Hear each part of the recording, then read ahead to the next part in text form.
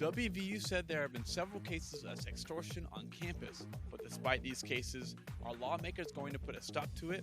I'm Aaron Dickens, and I'll have more on that story coming up.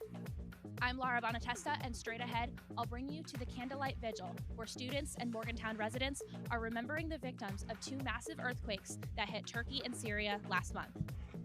I'm Kaylee Riccatelli. As most Americans are just starting to put away their dinner dishes, 3.5 million people across the country are sitting down for their first meal since sunrise.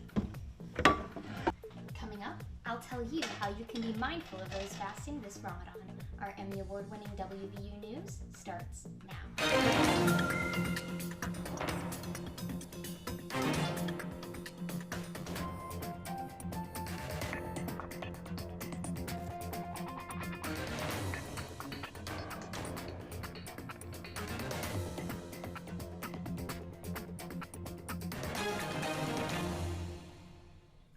WVU has received 6 reports of sextortion since January. It's a form of blackmail that a bill in the legislature would have put a stop to. I'm Maggie Oliverio. And I'm Catherine Brook. Earthquakes in Turkey and Syria have killed thousands of people. But here in Morgantown, the community has come together to help survivors. These stories and more coming up on WVU News, an Emmy Award-winning newscast produced by television journalism students right here at West Virginia University. West Virginia's 2023 legislative session is over, and now people across the state are taking into account what has passed and failed. That's right, Catherine. Our legislative reporter Aaron Dickens joins us now about one bill in particular. Thanks, Maggie and Catherine. Members of the West Virginia Senate passed a bill earlier this year creating tougher penalties for certain kinds of blackmail.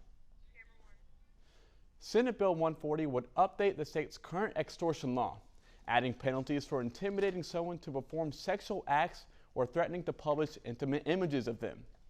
This type of blackmail is more commonly known as sextortion. The West Virginia Senate unanimously approved a bill in January that would have made it a felony, punishable with up to 10 years in prison and a maximum $5,000 fine. The bill sponsor, Senator Mike Wolfel, said it stemmed from a real-life incident where a college professor threatened to fail a student who refused to perform sexual favors, but members of the House never took it up. This was the second year in a row Democratic lawmakers have attempted to pass a bill making sextortion a felony, and the second year it's failed to make it through the legislative process. Catherine, Maggie, back to you. Thanks, Aaron. It's been more than a month since the devastating earthquakes hit Turkey and Syria, leaving more than 56,000 people dead. According to the World Health Organization, as many as 23 million people have been impacted. More than 1 million of them are children. People across the globe are raising money to help. And recently on WVU's campus, a group of students and Morgantown residents gathered in remembrance of the lives lost. Our Data Viz reporter Laura Bonatesta joins us now from Studio B at the Media Innovation Center to tell us more. Laura? Thanks, Maggie. Catherine. The earthquakes that hit southern Turkey and Syria on February 6th had magnitudes of 7.8 and 7.5. Leaving widespread damage across both countries. Aside from the lives lost, damages are estimated at more than $100 billion. And here at WVU, the Turkish Students Association is raising money to help from thousands of miles away. More than a dozen people gathered on WVU's campus this month for a candlelight vigil honoring the victims of two catastrophic earthquakes that hit Turkey and Syria on February 6th. The earthquakes left more than 56,000 people dead and more than 25,000 with non-fatal injuries. Mustafa Cansunar is the president of the Turkish Student Association. He says he organized the vigil to represent those who lost their lives and to give his community a place to remember. We are like international people and we exist in this campus and just we don't want to create a vibrant environment and make them not forgettable in these kind of natural disasters. At the vigil, students, faculty, and Morgantown residents joined together to light candles, show their support, and raise awareness from far away. There are a lot of people who lost their family members, their daughters, their sons, their grandfathers, their teachers, their friends, their neighbors. There is a psychological impact on that, on people who live there. Not to even mention their basic needs still need to be met. Around the world, people are looking for ways to help. Billions of dollars have been donated, and here, the Turkish Student Association is doing what they can to add to that total. Since February, the association has raised and donated almost $3,000 to relief groups. These donations will go toward food, water, shelter, and medical aid for the 14 million people who are still in immediate need. Today, people in both Turkey and Syria are still in desperate need of humanitarian resources. For more information on where to donate, visit the Turkish Students Association on Instagram. Maggie, Catherine, back to you at the Waterfront Studio. Thanks, Laura. More than 1.5 billion people around the world are celebrating Islam's holiest month, Ramadan. That's right, Catherine. Although less than 1% of West Virginians are Muslim, here in Morgantown, students and residents alike are taking the opportunity to teach the community about their faith traditions. Kaylee Riccatelli joins us from Social Square to tell us more. Kaylee? Thanks, Catherine. Maggie. During Ramadan, Muslims abstain from eating and drinking from sunrise to sunset. And in Morgantown, they're using the holy month to teach people of other faiths why. Muslims believe Ramadan is when the Prophet Muhammad received the first verses of the Quran from God. To honor what is considered one of the most blessed months in Islam, they spend their days praying and giving charity on top of their day-to-day lives. Shahad Hanif, president of the Muslim Students Association at WVU, says her experience here has been welcoming. The biggest thing that I've learned, especially as being so involved with the MSA, is that non-Muslims are very interested and very welcoming and accepting of our faith and our practices. Fasting during Ramadan is one of the 5 pillars of Islam, along with prayer, the proclamation of faith, charity, and a pilgrimage to the city of Mecca. Muslims observing Ramadan start their day before dawn with an energizing breakfast called suhoor. Then they break their fast after the sun sets with a bigger meal like this, called iftar. Islam is the 3rd largest religion in the United States, with 1.3% of the U.S. population being Muslim. Vajid Pathan, the director of religious affairs at the Islamic Center of Morgantown, says the meaning of Ramadan is twofold. Ramadan is a physical and a spiritual journey. It's a physical journey in the sense where you are staying away from food and drink for the entire day. But at the same time, Muslims aren't just doing that to starve themselves, you know? We don't want to just stay hungry all day long. There's a deeper purpose behind that, and it's a spiritual fulfillment. Ramadan ends with a celebration called Eid al-Fitr. Since it's based on the lunar cycle, Ramadan can last anywhere from 28 to 31 days. Islam is expected to be the 2nd largest religion in the U.S. by 2040, according to a report from the Pew Research Center. For more information on upcoming Ramadan events in Morgantown, you can find the Islamic Center and the Muslim Students Association on Instagram at the accounts listed at the bottom of your screen. Catherine and Maggie, back to you. Thanks, Kaylee. Catherine, mosques across the state are holding community dinners during Ramadan that anyone can join. I'll be looking for a chance to go here in Morgantown. After the break, the legacy of one former WVU football coach is living on in Morgantown through the next generation.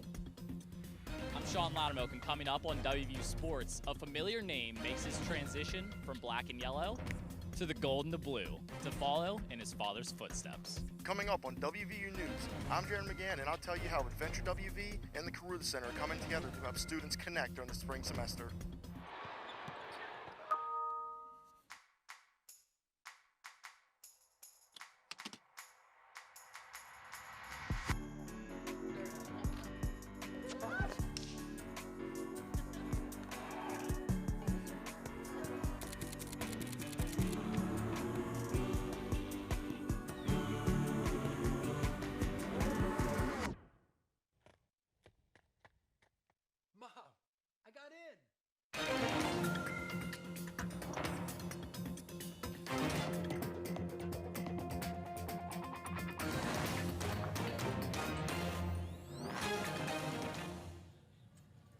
Maggie, April is an exciting month for WVU football fans as spring practices get underway.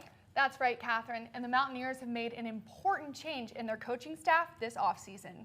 Our sports reporter, Sean Loudermilk, is here to tell us more. Sean? Thanks, Catherine. Maggie. Neil Brown and the WVU football team parted ways with a few of their coaches following a disappointing 2022 season. After the shakeup in the coaching staff, WVU found themselves needing a new tight ends coach and looked no further than a name that some Mountaineer fans may recognize. On January 20th, 2023, West Virginia University announced the hiring of Blaine Stewart as the Mountaineers' new tight ends coach. Blaine is the son of the late former WVU head coach, Bill Stewart, who spent 11 years with the Mountaineers, including 3 seasons as the head coach. But current head coach Neil Brown says Stewart got this job based on his own merits.